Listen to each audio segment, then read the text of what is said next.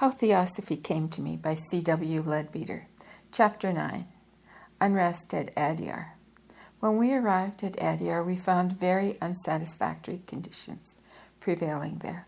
The headquarters was by no means the haven of rest and peace, which it should be, but was instead full of mistrust and disquiet.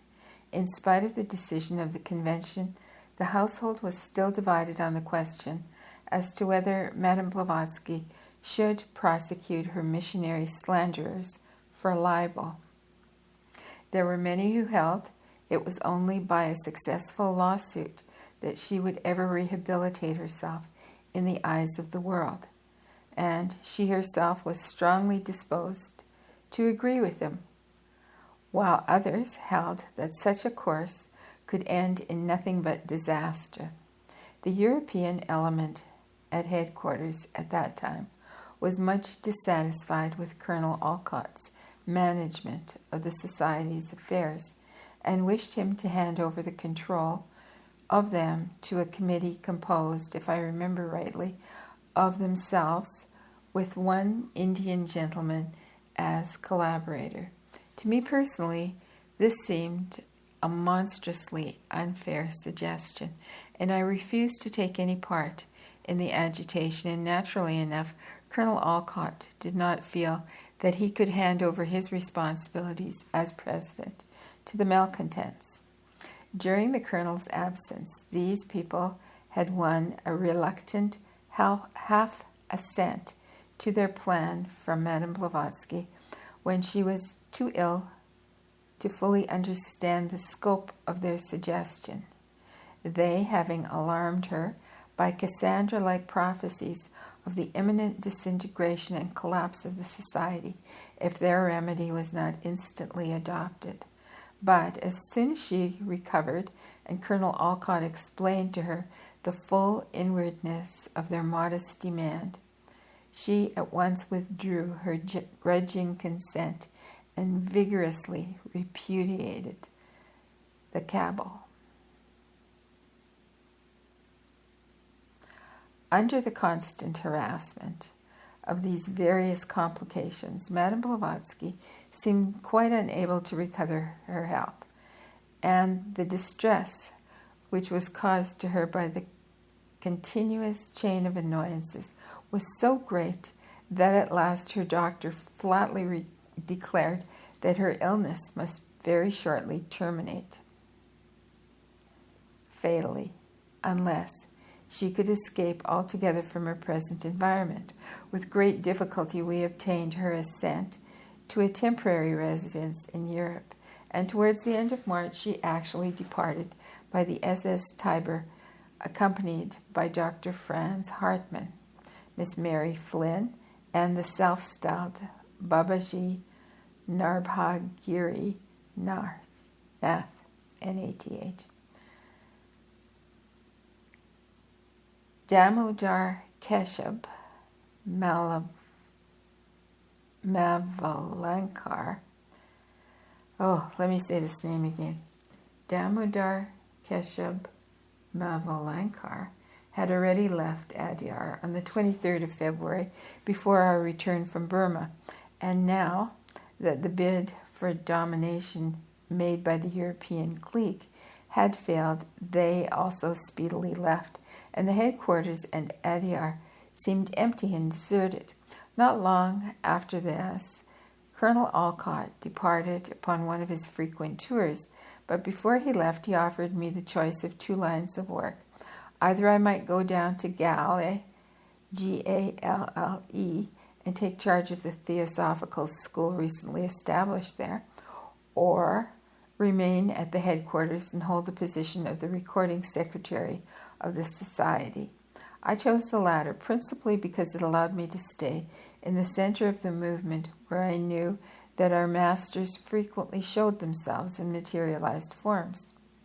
Although the recording secretary was expected also to perform the functions of the manager of the Theosophist's office and of the book concern, the work was still of the lightest description in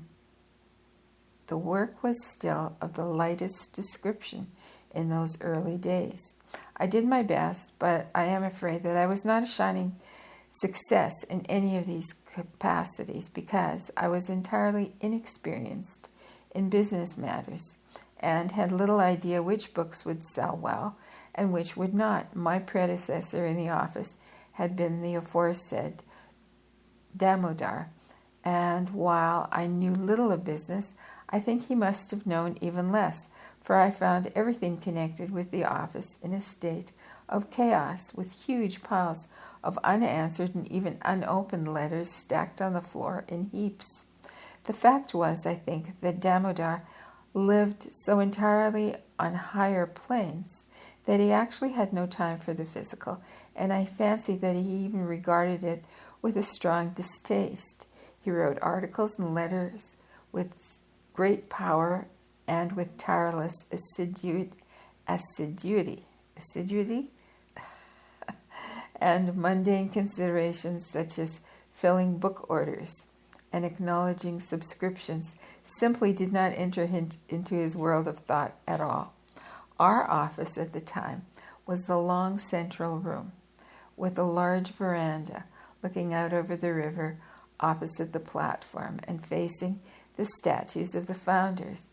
It is now used as a kind of reading room and annexed to the library. I spoke just now of the occasional materialization of our masters in those days. It should be remembered that at that time no one among us except Madame Blavatsky herself, and to a certain extent Damodar, had developed astral sight while still awake in the physical body, nor could anyone else bring through the communication from the higher planes with the requisite certainty.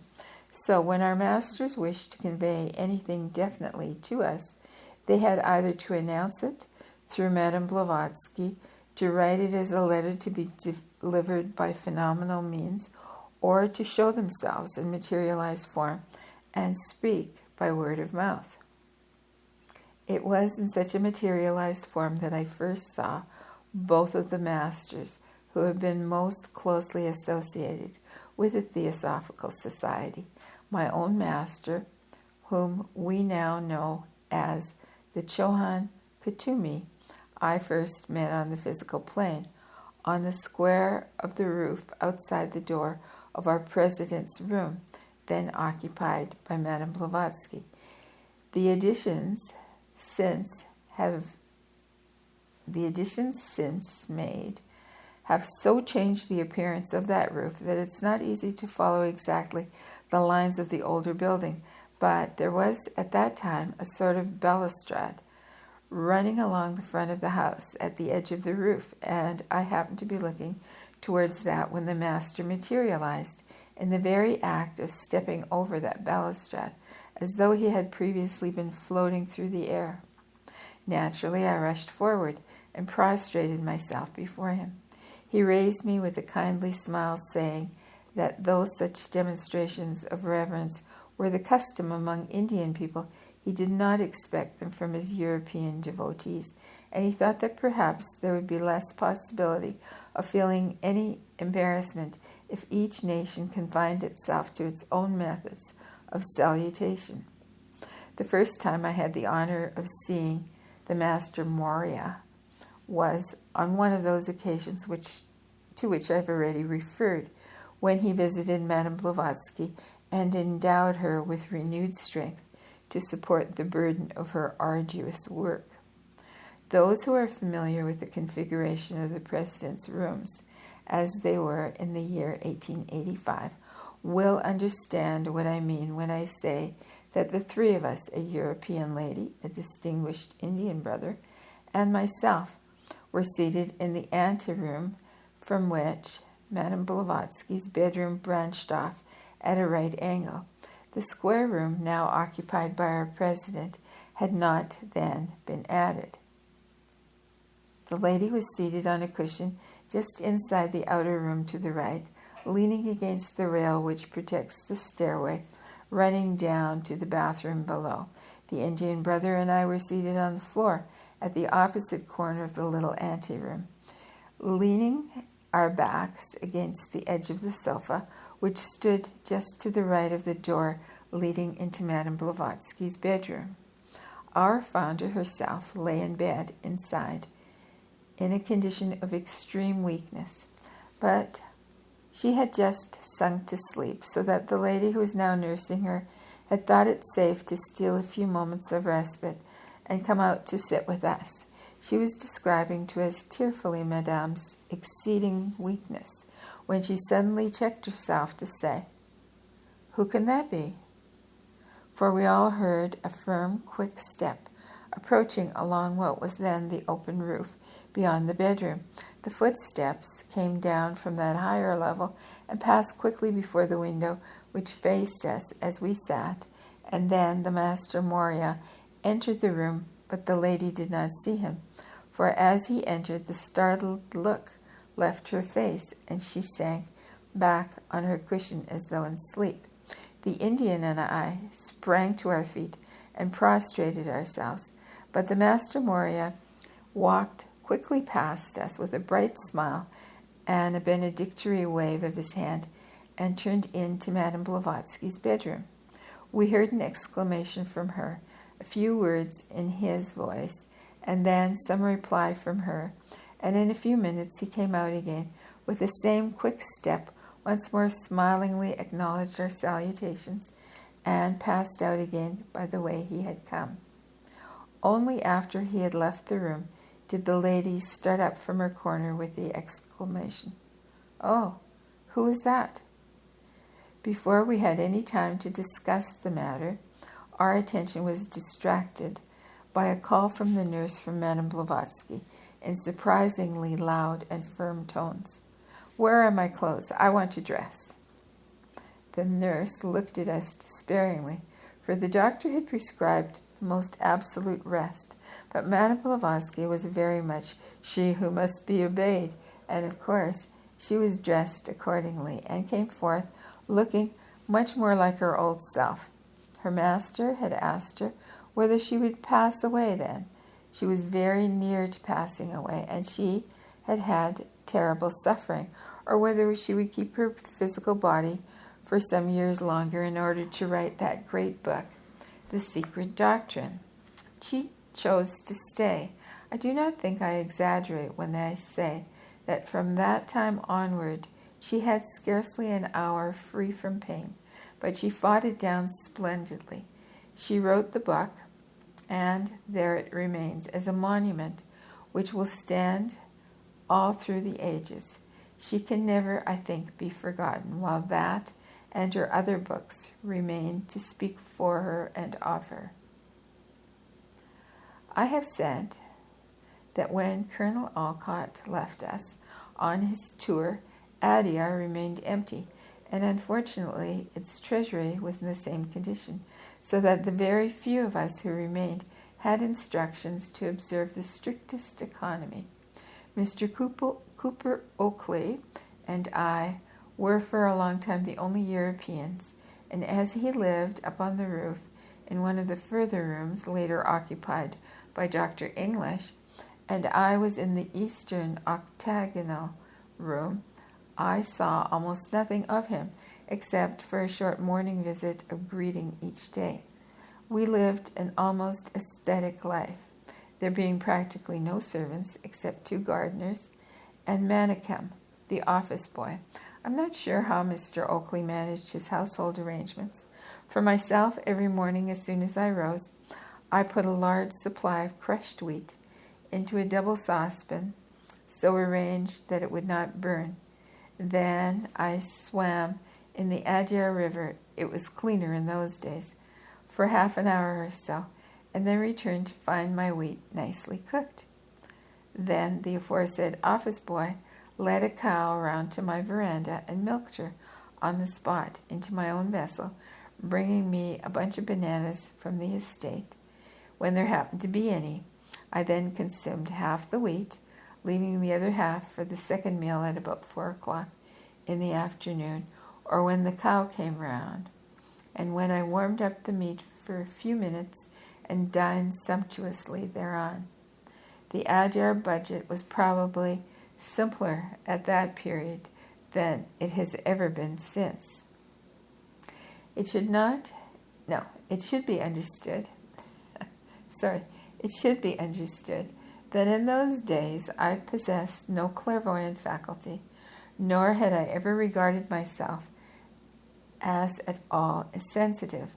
I remember that I had a conviction that a man must be born with some psychic powers and with a sensitive body before he could do anything in the way of that kind of development, so that I never thought of progress of that sort as possible for me in this incarnation, but had some hope that if it worked as well as I knew how in this life, I might be born next time with vehicles more suitable to that particular line of advancement. One day, however, when the Master Kuthumi honored me with a visit, he asked me whether I had ever attempted a certain kind of meditation connected with the development of the mysterious power called Kundalini. I had never heard of that power, but knew very little about it, and at any rate supposed it to be absolute out of reach for Western people. However, he recommended me to make a few efforts along certain lines, which he pledged me not to divulge to anyone except with his direct authorization, and told me that he would himself watch over those efforts to see that no danger would ensue. Naturally, I took the hint and worked away steadily, and I think I may say intensely, at that particular kind of meditation day after day. I must admit that it was very hard work and sometimes distinctly painful, but of course I persevered and in due course began to achieve the results that I had been led to expect. Certain channels had to be opened and certain partitions broken down. I was told that 40 days was a fair estimate of the average time required if the effort was really energetic and persevering. I worked at it for 42 days and seemed to myself to be on the brink of the final victory when the Master himself intervened and performed the final act of breaking through, which completed the process and enabled me thereafter to use astral sight while still remaining full consciousness in the physical body, which is equivalent to saying that the astral consciousness and memory became continuous, whether the physical body was asleep or awake. I was given to understand that my own effort would have enabled me to break through in 24 hours longer, but that the Master had interfered because he wished to employ me at once in a certain piece of work. It must not for a moment be supposed, however, that the attainment of this particular power was the end of the occult training. On the contrary, it proved only to be the beginning of a year of the hardest work that I've ever known. It will be understood that I lived there in the octagonal room by the river side alone for many long hours every day, and practically secure from any interruption, except at meal times, which I have mentioned. Several masters were so gracious as to visit me during that period and to offer me various hints, but it was the Master Dwal Kul who gave me the most necessary instruction. It may be that he was moved to this act of kindness because of my close association with him in a past life, when I studied under him in the Pythagorean school which he established in Athens, and even had the honor of managing it after his death. I know not how to thank him for the enormous amount of care and trouble which he took in my psychic education. Patiently and over again, he would make a vivid thought form, and he would say to me, "What do you see?" And when I described it to the best of my ability, would come again and again the comment, No, you are not seeing true. You are not seeing all. Dig deeper into yourself. Use your mental vision as well as your astral. Press just a little further, a little higher." This process often had to be many times repeated before my mentor was satisfied. The pupil has to be tested in all sorts of ways and under all conceivable conditions. Indeed, towards the end of the tuition, supportive nature spirits are specially called in and ordered in every way possible to endeavor to confuse or mislead the seer. Unquestionably, it is hard work, and the strain which it imposes is, I suppose, about as great as a human being can safely endure. But the result achieved is assuredly far more worthwhile, for it leads directly up to the union of the lower and the higher self, and produces an utter certainty of knowledge based upon experience which no future happenings can ever shake. On the physical plane, our great Pandit Swami T. Subba Rao often did me the honor of driving me over to the headquarters in order to take part in the instruction and testing, and I feel that I can never be grateful enough for all the help that these two great people gave me at this critical stage of my life. When once the way has thus been opened, there is no end to the possibility of unfoldment, and I think I may say without any fear of exaggeration that no day passed in the 45 years since then in which I have not learned some new fact. The yoga of the initiate consists, as does all other yoga, of a steady upward pressure toward union with the divine at even higher and higher levels. One has to work the consciousness steadily onward from subplane to subplane of the Buddhic world, and then afterwards through the nirvanic, and even beyond that, other and uncounted worlds are still to be conquered. For the power, the wisdom, and the love of the infinite are as some great mine of jewels into which one may probe ever more and more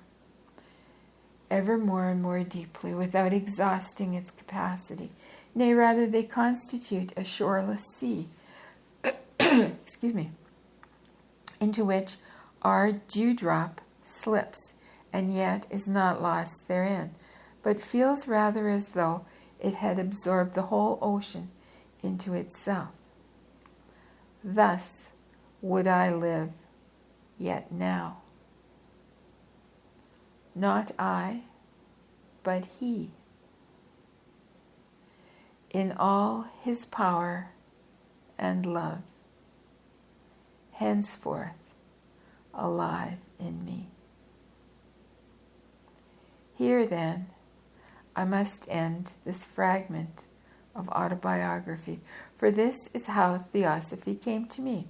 First, through the great founder, Madame Blavatsky, on the physical plane, and then more fully and on higher levels through the other members of the Great White Brotherhood, to which she introduced me. May all my brethren find in Theosophy the peace and happiness which I have found. Peace to all beings.